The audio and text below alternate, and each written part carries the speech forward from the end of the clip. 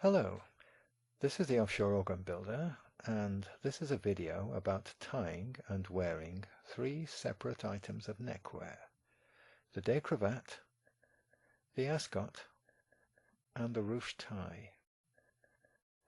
This presentation is in 4 parts. The 6-minute explanation, which you're listening to now, followed by the instructions as to how to tie the 3 different kinds of tie. If you have not seen this video before, listen to this first part so that you will understand the basics. Then either watch the whole thing through, or if you know which tie you want to be able to tie, skip to that particular section. Look in the Show More section under the video to see where each part begins.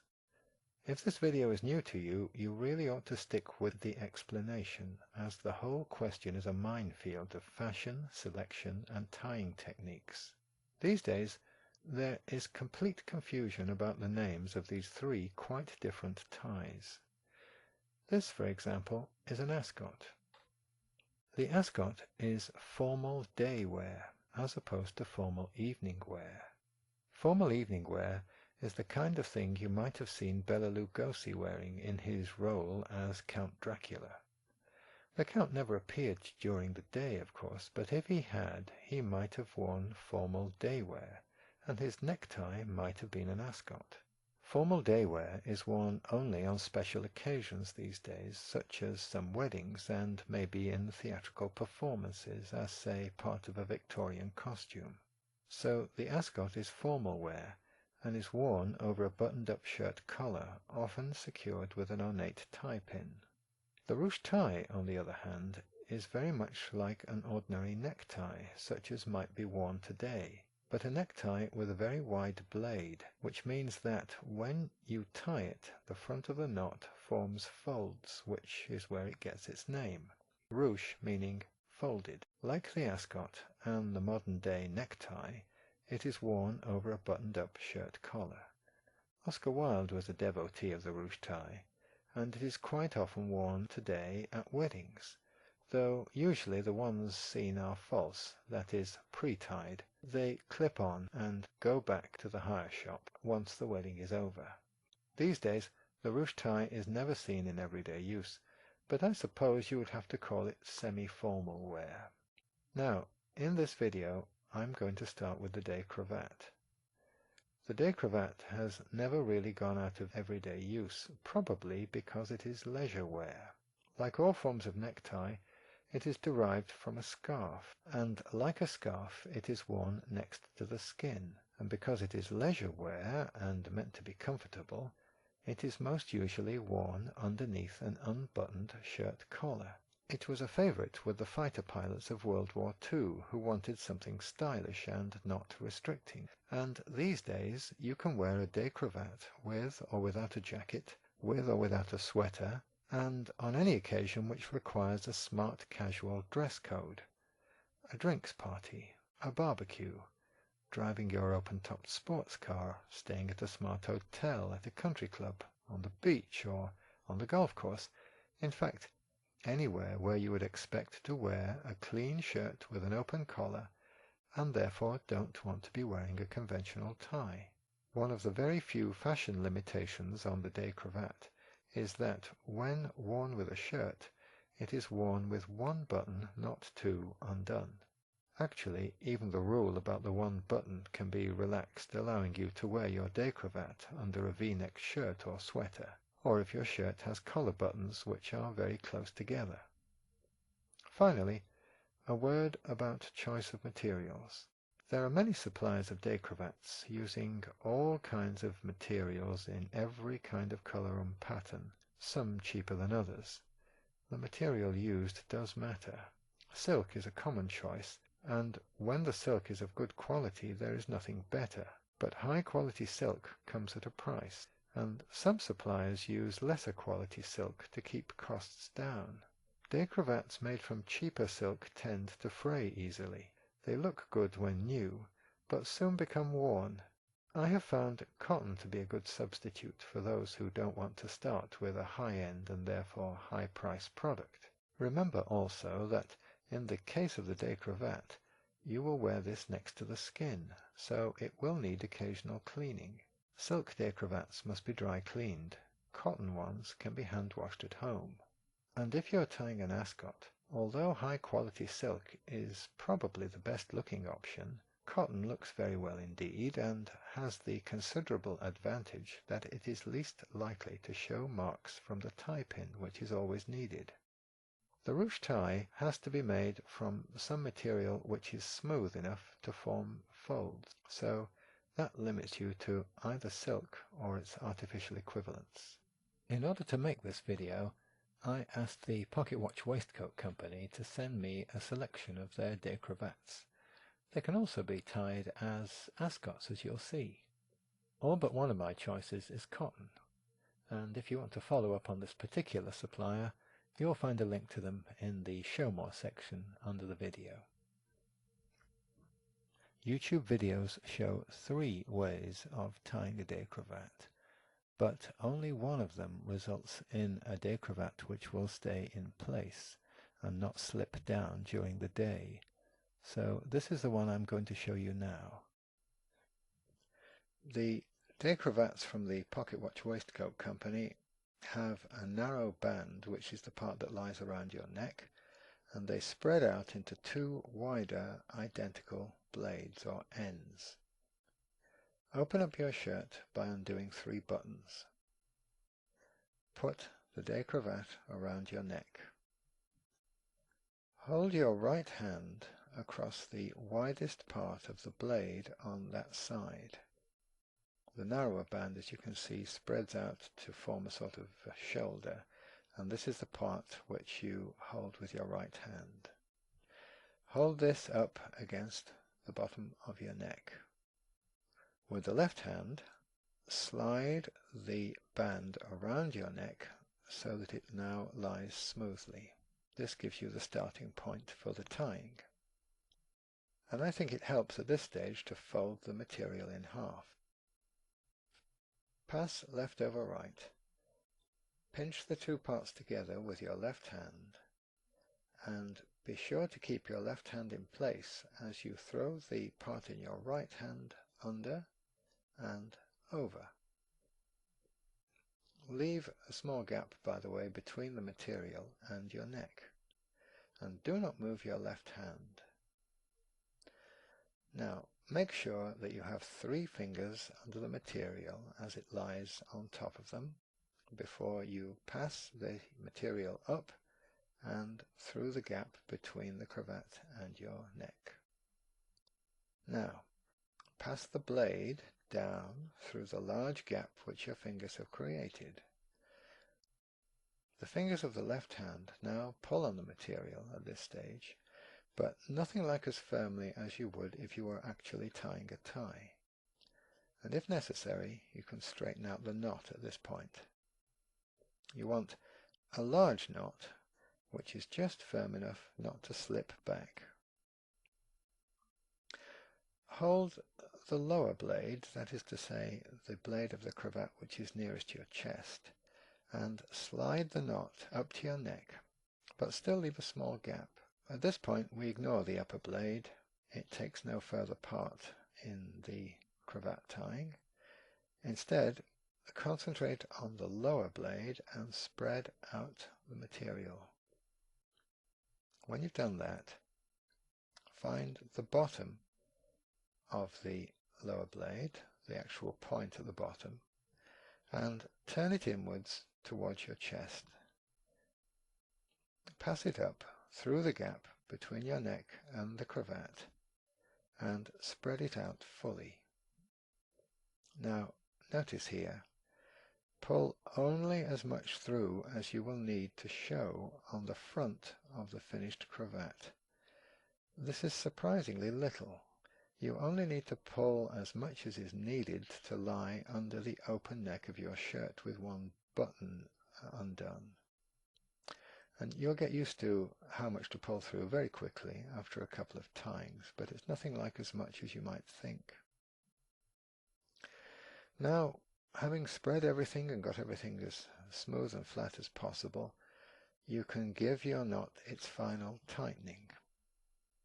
you tighten it against your neck without holding the upper blade, not this one, don't hold this part. Instead, find the material of the lower blade which has not yet been pulled through. Your right hand then slides the knot upwards, but only as tight as is comfortable. Remember, this is leisure wear and not the hangman's noose, and of course you want to be comfortable. Now do any final spreading out of the blade and fold it down over the knot. Tuck everything into your shirt and button up all but the top button. You can see now how little material needed to be pulled through. It's the opening of the shirt which creates the smart, stylish shape. And the large knot, which is underneath, bulks out the material, which also adds to the finish. Just check that the band is even around your neck and not too high up. It doesn't matter if it remains its full width or if it's folded over it, that's irrelevant. To take your cravat off, you simply undo your shirt and reverse it all. Feed the blade, which is showing now across the front of the knot, down in front of your neck, and placing your left hand lightly around the top of the knot and hooking a finger over, gently pull the material of the band on your right hand side through. Notice, do not under any circumstances hold the other blade. Don't hold this part, as this will tighten the knot and it will make it impossible for you to remove your cravat. The blade should slide easily through the loose knot with no stress at all on the material. The Pocketwatch Waistcoat Company have a wide range of colours and patterns to suit your tastes. Here is my choice from their catalogue, and in fact they will supply a matching or contrasting pocket square in the same material if you wish. See my other video on folding pocket squares if you're interested. A pocket square is actually an essential accessory for a shirt or jacket. It may seem a little over the top until you try it. Then you'll find that a shirt or jacket without one looks lacking in something. And anyway, it's a fun thing to wear. There are many different ways of folding pocket squares, and it gets you noticed. By the way, there is a convention that the pocket square should match your shirt and not your tie, and this may extend to cravats. But there's no logic to fashion, of course, and if I want to match my cravat to my pocket square, well, I'll do it anyway. The day cravat is worn by anyone of any age who wants to look smart without being formal and without being conventional. So, the next time you're staying at that 5-star hotel on the shores of Lake Como, relaxing by the pool, taking your latest Maserati for a spin, or at any rate if you want to look the part, try a perfectly ironed shirt and the day cravat of your choice.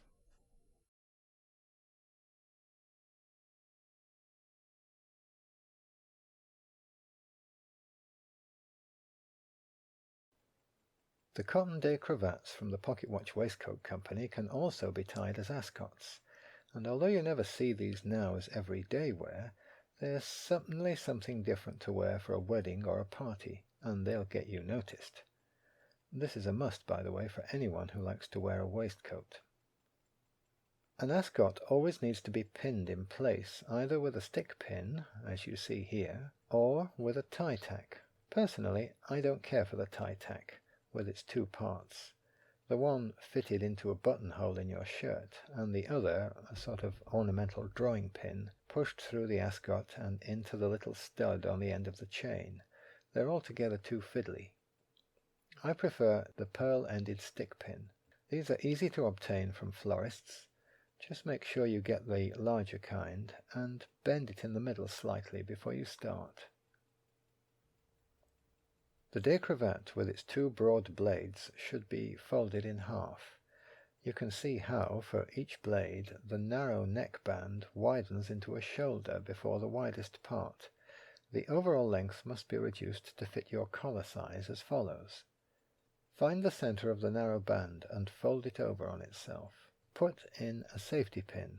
About 3 inches from the end is right for a 16-inch collar, less if your collar size is larger. There are only 2 knots needed in tying an ascot, and the first is a simple parcel knot. Reduce your day cravat so that the shoulder of the lower blade, the one nearer your shirt, looks like this, which is correct, and not like this, which hangs too low. When the upper blade is brought forward and folded down, its shoulder should look like this, and not like this, which is too high. It doesn't take long to find the correct length for your collar. Just keep moving the safety pin a little until you get it right. What you're after is a fairly large, symmetrical knot like a rose, and if your day cravat starts off too long, the knot will be too small. Once you have the correct length, you can keep the safety pin in place, folding it under the rest of the neckband where it will not show, or you could make the length permanent with a few stitches. Now for the actual tying. In this demonstration I did not have the length quite perfect, but you will see that the final result came out well anyway. This is what you will see in your mirror as you are tying. This is a mirror image.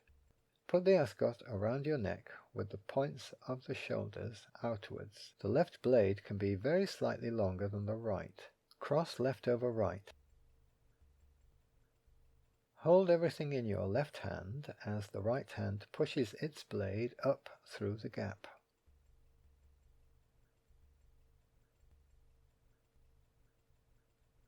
Tighten the simple parcel knot.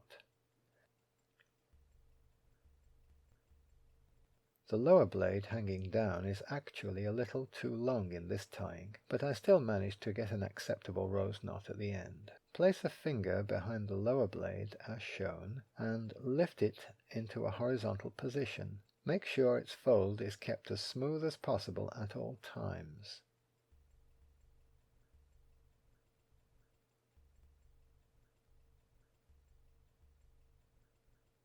Slide the upper blade into the center and smooth it down. With the left hand, hold everything together. The right hand reaches down through the loop and pulls the other blade through. Smooth the horizontal fold here if need be. Pull on the 2 blades, and as the knot forms, turn it over to show the underneath.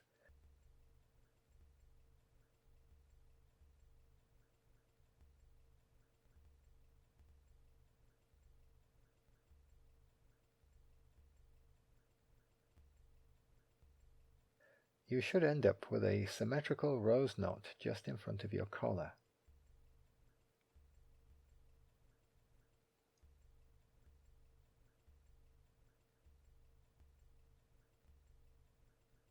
Now open up the 2 blades and spread them.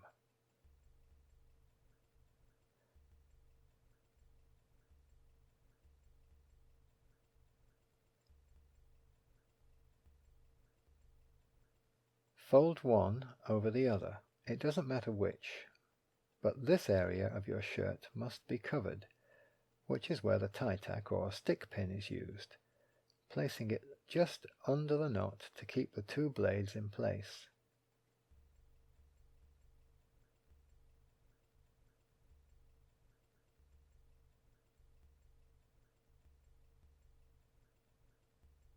If a stick pin is used, start by holding it horizontally just under the knot, placing a thumb behind the point.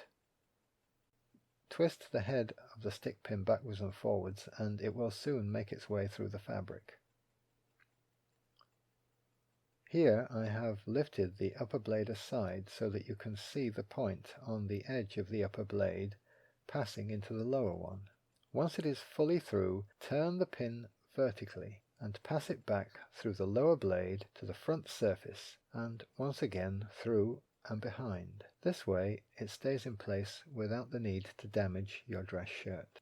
In order to wear the Ascot successfully, you need to be wearing a waistcoat or something which will act like one to form the stylish pointed shape. And the Ascot certainly comes into its own when it's worn with the right kind of jacket and even with a matching pocket square. See my video on folding pocket squares if you're interested.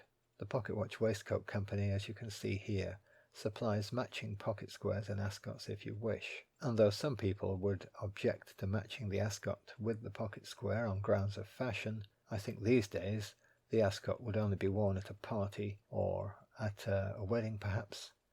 On those very rare occasions when the ascot is worn as formal day wear, you would have a complete outfit and the ascot certainly wouldn't match the pocket square.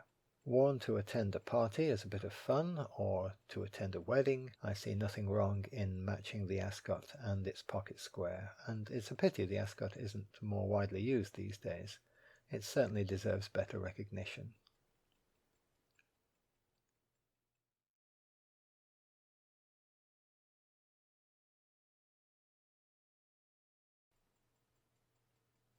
Between the day cravat, the ascot, and the ruche tie, the ruche tie has to be the easiest to wear because it's no more than an oversized necktie with a very broad blade.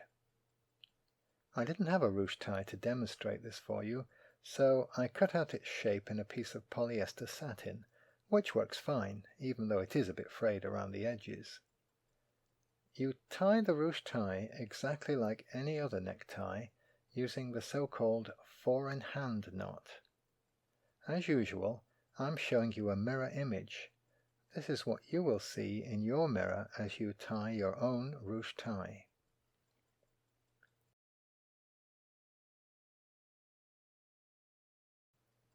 Start with your collar buttoned up, putting the tie around your neck with the wide blade on the left. Settle the tie on your neck. Find the widest part of the blade and hold it just under your collar button. Then pull the rest of the tie around to suit. Now pass left over right and hold the material at the crossing point with your left hand.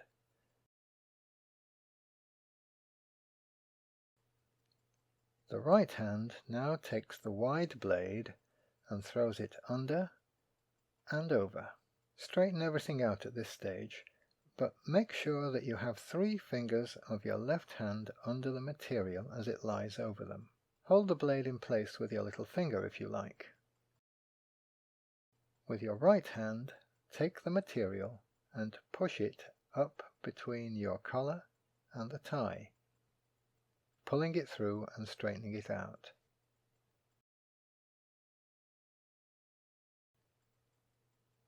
The 3 fingers of your left hand have made a space through which you tuck the wide blade, and you can now hold the narrow blade as you pull the wide one through to tighten the knot.